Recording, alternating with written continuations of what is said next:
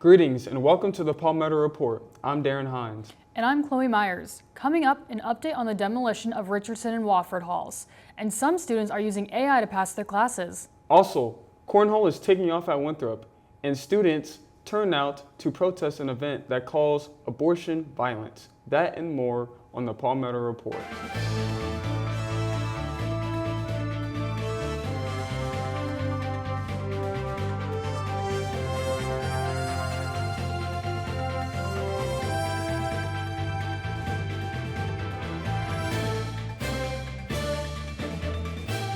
Winthrop is working to improve its campus, and the university is focusing on the student and faculty experience.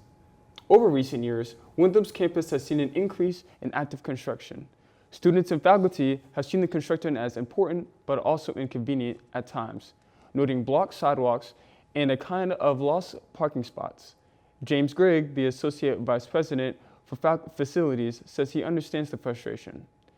Greg says larger projects such as the Burns Auditorium restoration should be finished in the near future. He says these projects are important to preserve the buildings on campus, and he hopes to have the campus free of construction again soon.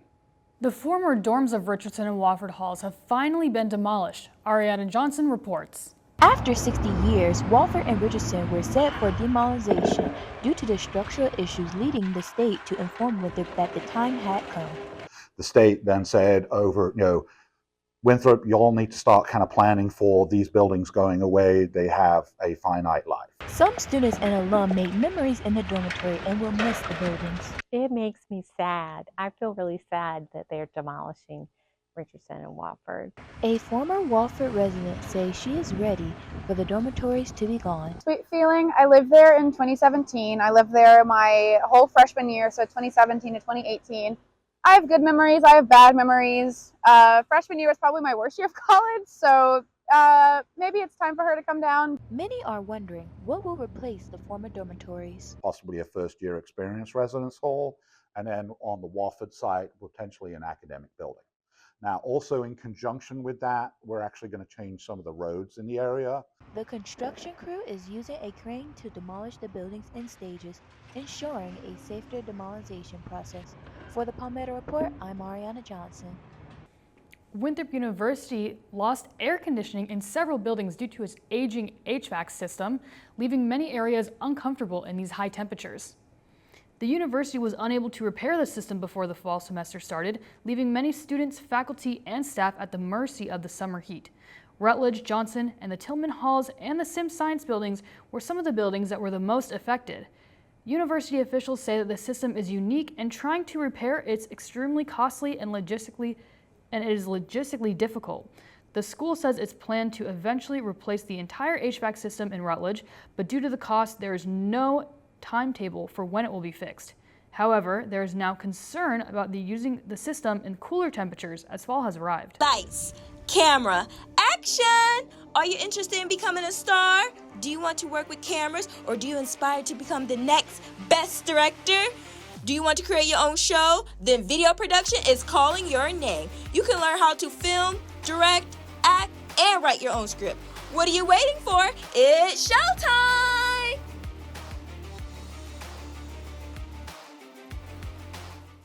Staff at the Louise Pettis Archives building, which houses documents and artifacts from Winthrop's history, are still working on recovered items that were lost and damaged in the flood that occurred over the summer. The archives is home to one-of-a-kind paper and digital resources that document not only the history of Winthrop, but also the history of the Catawba region. Each physical item is stored within protective boxes or folders, but digital items are stored on a computer server that is located in the basement. Archive Director Gina White says that the flood caused by an air conditioning unit that failed damaged a number of print and digital items. A new server, which had 3 months' worth of documents added to it, was lost. However, White says that many of the digital items can be recovered from the old server. A conservative student group hosted a controversial speaker which drew protest from fellow students. The group Turning Point USA hosted a discussion entitled "Abortion is Violence in Ballroom." The Palmetto Report's Ariana Johnson has the story.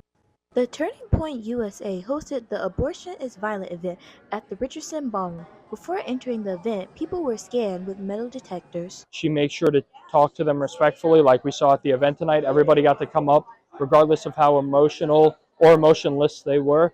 They were able to come up and ask their question, and in a respectful manner, she answered back, and she made sure that everybody felt heard, even if they disagree. Some students disagree with the event and ripped the event poster, while other students protest at the event. I believe the protest went well.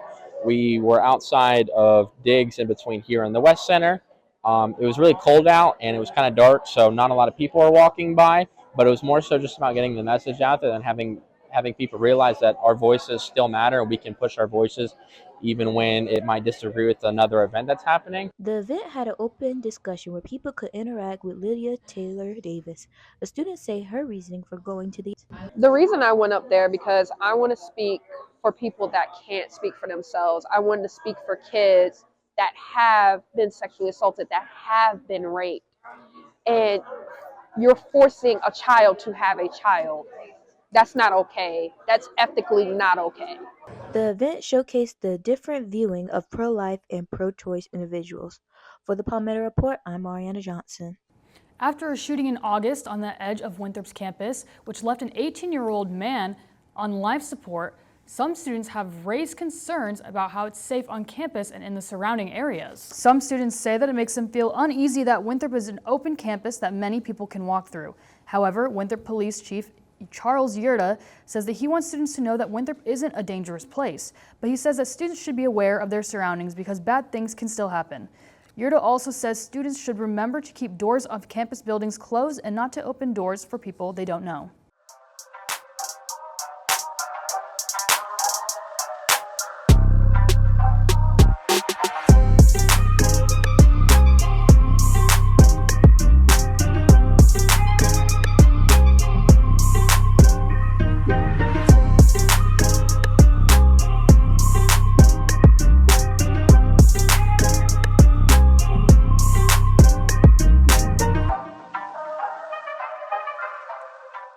Winthrop gives older students the opportunity to continue their journey as lifelong learners. Winthrop is one of many colleges across South Carolina that offer senior citizens tuition-free classes.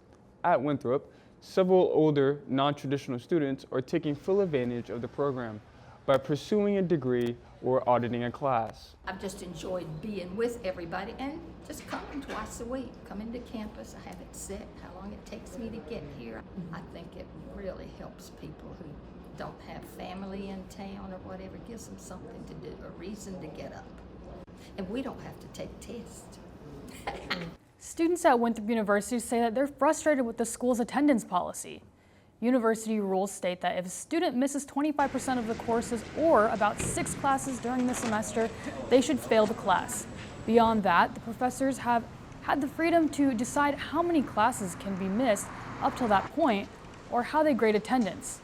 However, some students say that the policy shouldn't vary from class to class. I don't think professors should have the option to choose. I feel like we should have a universal one because some professors will let you miss class more than multiple times. Some won't let you miss at all or like very little. So I feel like we should definitely do universal. Many faculty say that they enjoy having the autonomy to set their own attendance policy, which might encourage students to attend the class more often. For example, Professor Jennifer Disney says that she thinks that students need to have strong attendance in order to be successful in their coursework. AI has become a popular tool with college students over the past few years, who are using it to help them complete their schoolwork. Many students at Winthrop say AI can help them summarize articles they don't have time to read or compile citations for a research paper, but it can also help them complete with problems or even write a paper on any topic. As a result, many schools aren't quite sure how to regulate the use of AI, and many professors have different rules about using it. Thus, students can be cautious when using this powerful tool because if used improperly, it could bring serious consequences for students, including a failing class or even being expelled from school. Winthrop has drafted a policy that says if student uses AI without permission in the course, it could be considered an academic misconduct. Do you long to make great tales of adventure? Do you dream of fantasy worlds or of great battles of good versus evil?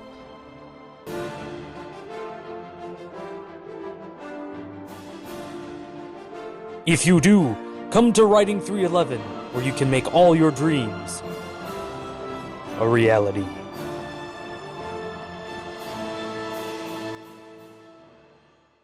Winthrop University introduced its very own cornhole team this semester, offering a new competitive experience for students on campus. With the American Cornhole League headquarters just in walking distance to the campus, Winthrop is quickly becoming a hub for collegiate cornhole. As the team prepares for the season, they're creating a path for what could be a staple in university's athletic program. Cornhole head coach Dusty Thompson says interest in the sport is increasing across the community and among sponsors. What's really cool is how deep we are in talent and how much recognition we've gotten, how many people want to be a part of this program, that it looks like this is going to be a huge future, and there is a lot of sponsors wanting to jump on board. Thompson says the team's ultimate goal is to win nationals and make Winthrop a top contender in collegiate cornhole. We're going to take a brief break, but coming up, a conversation with Professor Mark Nortz about his upcoming retirement from Winthrop University.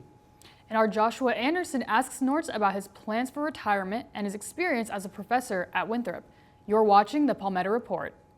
Hello, I'm Josh Anderson, and today I'm here with senior instructor Mark Nortz. How are you today? I'm good, Josh, and yourself? I'm doing very good. That's good. So, what brought you to this point? What brought you to Winthrop University? I came to Winthrop over 20 years ago now. I was teaching at a technical high school in northern New York, a place called Watertown, and kind of looking to get out of the snow, looking for a different challenge, and saw an ad for an instructor here at Winthrop. And I think it's interesting. I applied for the job, but my packet came in late, so I wasn't going to get interviewed. But I kept calling anyway, and I wanted to know what the deal was. And so when they said, well, you missed the deadline, so you're not going to get an interview, I was like, okay. But my wife and I decided, let's look into South Carolina anyway. And we had some friends that had moved down here, so we decided to come and visit on our spring break. And I had interviewed at UNC Charlotte, York Tech, and York County public school system. And so my wife actually got an interview here in their planned giving department, raising funds and everything.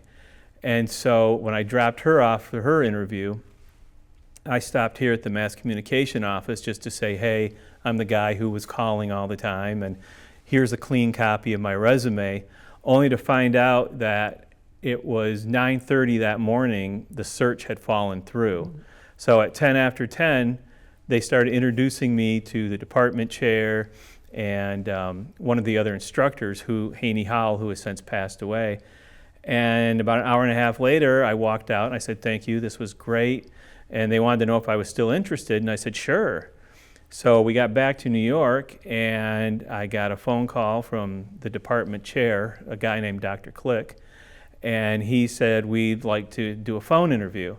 So did a phone interview that Friday, got a call back on Monday, can you fly out on Wednesday to be here for Thursday, and interviewed all day Thursday, and they let me know when I got ready to leave Thursday night that I could have the job if I wanted it. And it was kind of a no-brainer. It was 87 degrees. We were sitting on the porch over in Joines Hall, enjoying the sunshine, and I flew back into Syracuse, New York, where it was 38 degrees and freezing rain. So yeah, did I want to come to South Carolina and teach at Winthrop? Absolutely. So what actually made you want to get into teaching? How did your career bring you into the teaching field? The last job I held at the TV station, I worked for a CBS affiliate for about 13 years. I was the assignment editor. And I wanted to see what it was like on the management side, because I'd come up through the ranks. I had been a news photographer / video editor, and I ran the live truck, and I was chief photographer for a while, and then I was editor for the morning show. That was getting up at 3:30 in the morning and getting done at 12:30 in the afternoon. going to bed around 7 o'clock at night. You can kind of see. So I wanted to see what it was like to have more normal hours. So I took the job as the assignment editor. It's very different being one of the guys and then going to the guy, telling the guys what to do. It's very awkward. All these people I had worked with on a day-to-day basis, now I'm like their immediate supervisor. So that was a little awkward, but the hours were a little better, but they were still long. And I realized that I really wasn't cut out for the assignment desk. I don't like talking on the phone, and you spend the bulk of your time on the phone. But I did it because I wanted to have a more normal schedule. But then I was still getting called in, early evening, early mornings, because I could run the live truck and all that stuff like that. And I only lived 2 miles from the station. So I wanted to go see my children's little concerts that they were doing and go to their soccer games and their swim meets. And that job didn't really afford me the chance to do that. So I thought, let's try teaching. And the local technical school was launching a program. And the program was basically an introduction to mass media. And the idea behind the program is you would get all these seniors from high school, the local high schools, to come to the technical center, and they would intern for like 4 weeks at a time at the various media outlets around the city. And my job was to set up the internships, check on them weekly, and then I had to help teach them English 12 and participation in government. And I also taught them public relations and marketing. So I built this program from the ground up. It was a brand new program that had been launched. And I did that for 6 years. And I was getting a little tired of that because I had to recruit my own students. So I figured it out. I was spending almost as much time going to all the different high schools in the county, doing my presentation, talking to students, talking to teachers, talking to guidance counselors, answering parents' questions as to why would their son or daughter want to come to my program. And I figured out I was spending as much time recruiting as I was actually teaching. So again, the weather was real cold. That January of my last year, we hit 10 days where it never got above 20 below.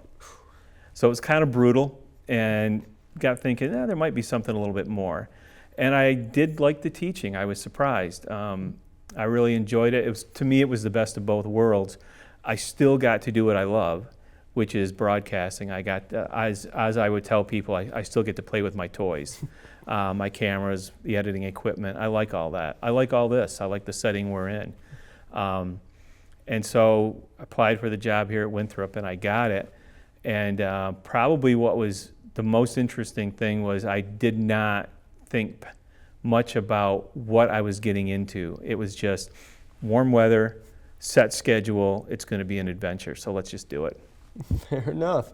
So what actually got you into the field of mass communication? When I was in high school, I always liked knowing what was going on. I was nosy. I think most people that get into broadcasting, they are nosy. They like to know what's happening in local government, what's happening around your place of business.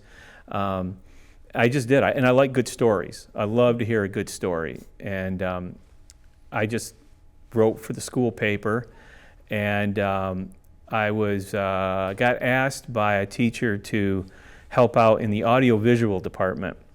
They said, you seem to be technically savvy, you can figure out film projectors and that stuff.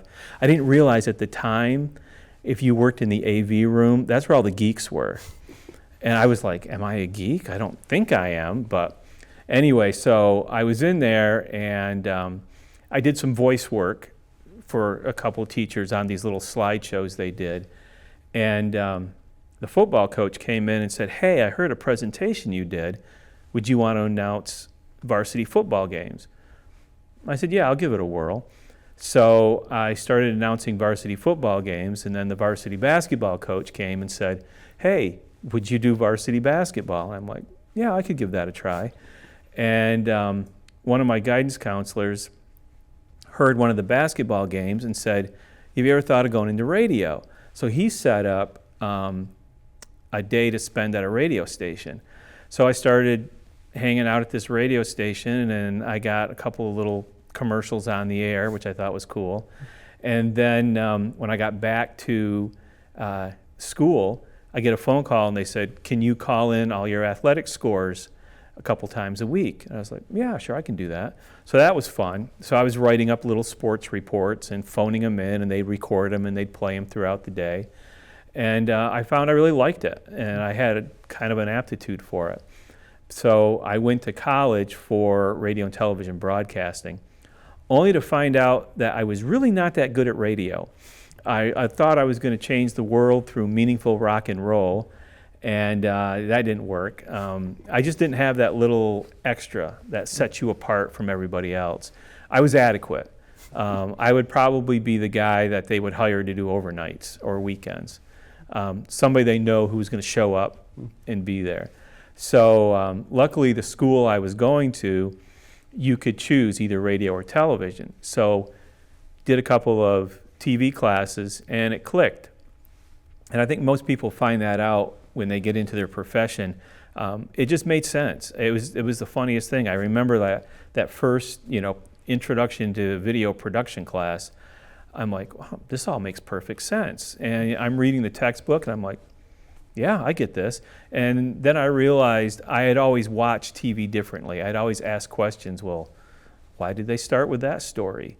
Who gets what story? How do you make your phone calls? How do you set up interviews? So I always had questions about stories where people ask questions. So that's how I got started into it. All right.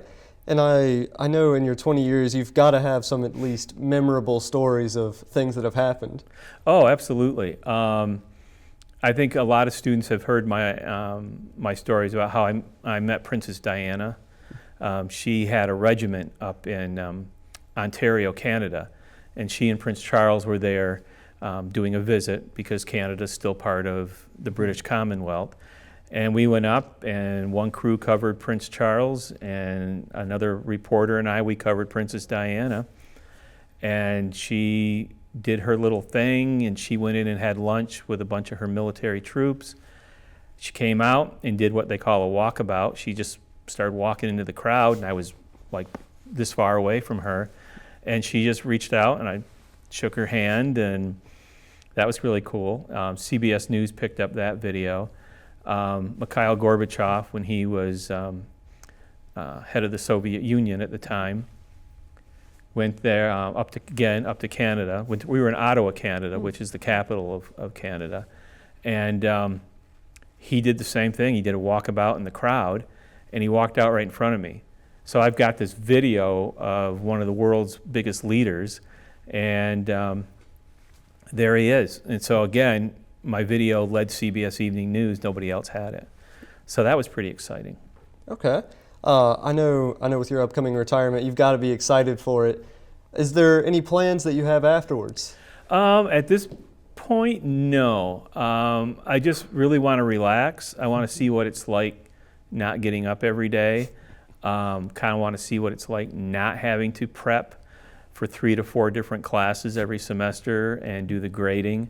Writing annual reports, kind of like just going to take it easy. I want to hang out with my family. I've got 3 grandchildren. I want to spend time with them. My oldest son will be moving into a brand new house, so he's going to need help. And I want to play some golf. Travel. Last May, we went to Hawaii with good friends of ours, and I loved it. Plane ride was a little long, but once we got there, it was gorgeous. I couldn't believe we were there a whole week. It flew by. Yeah, I just want to experience everything. I want to do some traveling. Want to hit a lot of the spots here in the United States, but definitely want to go abroad. Just want to enjoy. All right. Thank you so much. We're going to miss you. Well, I'm going to miss this place, but it's time. Yes, sir. This has been Josh Anderson with Mark Nortz.